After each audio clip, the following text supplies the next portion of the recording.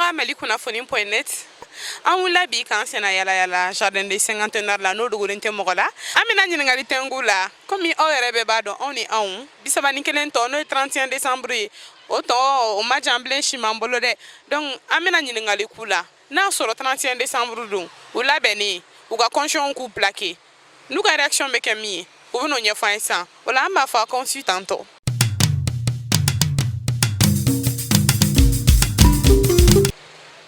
Jolie, ça va? Ça va. Et toi, ni jamu? Ne tɔgɔ Bana Sidibe. Ah, Bana, il m'a dit ça. Merci. D'accord, Bana, sans question ni de bambolo.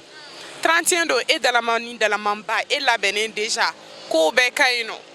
Oh, et o asoro e daga mani a fait quoi le warta bolo. Est na ka chemise ni pantalon ni mani santé ko dama. Mais 31 do et la mani e klalen doron est na ka wele tento. Ake ma ko chigela mando be ko fe no balika ka le tsika bo ni eble. No suguni kere la bana. E be mun kere? Ne bɛ taa nafa fa baasi so kɔnɔ dɔrɔn. Ma famille. Fa baasi so kɔnɔ. Fa baasi so kɔnɔ. Problème t'o la fa baasi so kɔnɔ. Ka taa labɔ ka bɔ. Awɔ. Hein? Ah, jolie famille. Merci beaucoup.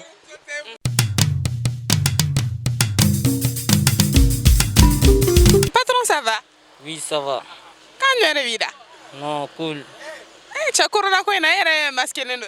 Tu n'as pas qu'à ta main, non. Ok, d'accord. Patron, question de rebambolobi. Combien y a de 31 ans de jamblé? Si ma on y en a. Effectivement. Ok, d'accord. Si ça non, patron. Et que ce n'a qu'à 31 ans et la benini, il de la mani, de la mamba sigilé. Il m'a dit. Ouais, sur le goût que ma cowarta bolo est fini. Orobusa 75 000.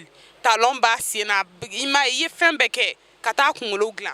Mais chauffeur et parler bas d'oro et tout gars là et go de go ka faka le mangene wal ma problème do aller soro kale net se ka bo no suguni ngere le ba ke chukuri No sugun ngara nena eta gelo ni civiliser dora bana quoi ke kimu ni civiliser dora bana ne ba fe ka ba no keleno mais il plaquero ako katira me fe ka fie quoi ni dara mo la dora ko be danari ne ga damo keleno atsego kenna netsega wa netsega kada go bege goe kiwi klara ne plage quoi otsega go mais na e plaqué dou ne plaga bo ma to mita nyemundo la mito tando mo gore la quoi anyo na gore la mso wa cha ouais donc et dépensif fin fait que tena non ne ta réclamer zéro do ita bu goere ita kundi mita yira la me se ga anyo na ba tang dore ima d'accord familiali soro la ola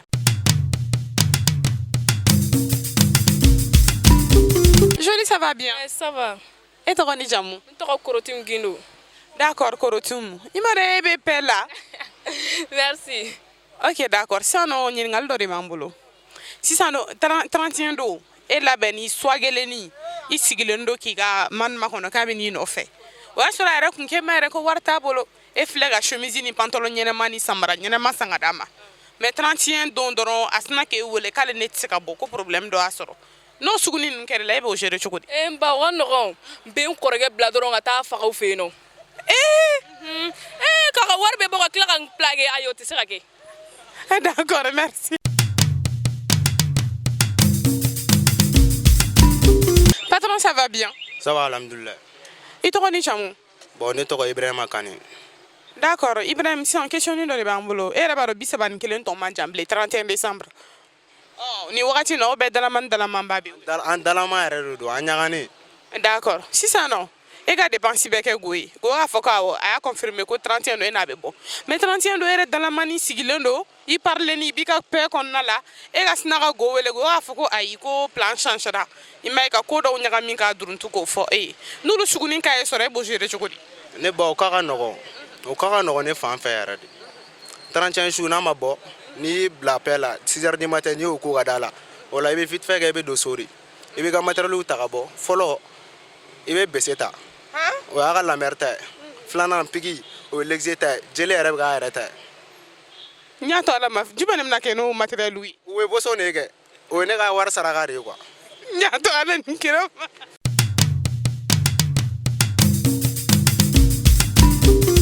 Ano la? Bah, ça va? Ne balimakɛ somɔgɔw? Basi foyi tɛ yen. I tɔgɔ ni jamu? Alu Sangare bɛ n wele Badara. D'accord, et Badra, 31 do e yɛrɛ dalamani parilenba o y'a sɔrɔ e kelen do ka dépense bɛɛ kɛ goye ka ban i m'a ye e ka sina k'a wele a ka kumaw dɔn ɲɔgɔn na ale tɛna se ka bɔ planw falen na n'olu ka sugu ni ninnu ye sɔrɔ 31 su e b'o gérer cogo di wayi bɔn n'o ka sugu ne sɔrɔ ne ba o ka nɔgɔn n'a bɛɛ lajɛlen o e cɛ africain b'anw jigi bɔ e m'an jigi africain la dɛ ne ba mun de bɛ kɛ yen africain la o dugulen tɛ mɔgɔ la koyi 1000 francs de y'o ye koyi ayi non 1000 francs nin donc e bɛ taa yen nɔ de ayi bangon tourner pomada la o dugulen tɛ mɔgɔ si la ni kow ɲagamina dɔrɔn e bɛ taa anw kamalen b'aw jigi de merci kuma fɔ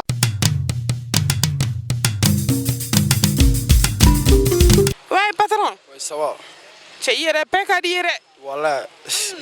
i tɔgɔ ni jamu Bon, ne tɔgɔ Seydou Fane.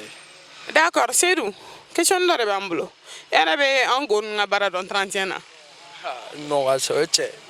d'accord sisan nɔ e yɛrɛ dalamani ka dépense bɛɛ kɛ go ye 31 dɔ i b'i ka kuli la i ka sina ka go wele ten go k'a fɔ ko ayi ko planw falenna n'olu sugunin ka ninnu ye sɔrɔ e b'a gérer cogo di Bon, ok, c'est très simple. N bɛ taa n jɔ ka da la depuis 20 heures ni a y'a ban ka bɔ. Bon, n'i y'a ye fan o fan, awɔ, ma cɛ o m'a minɛ k'a caro.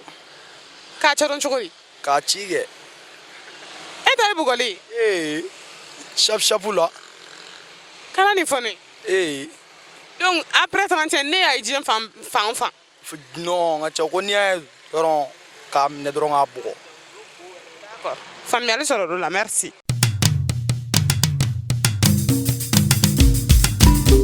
ayiwa an filɛlibagaw ni ɲininkaliw de tun b'an bolo bi ne hakili la aw ni nin an bɛɛ lajɛlen an ka tɔmɔta sɔrɔ o la an b'a fɔ aw k'an bɛn diɲɛ wagati wɛrɛ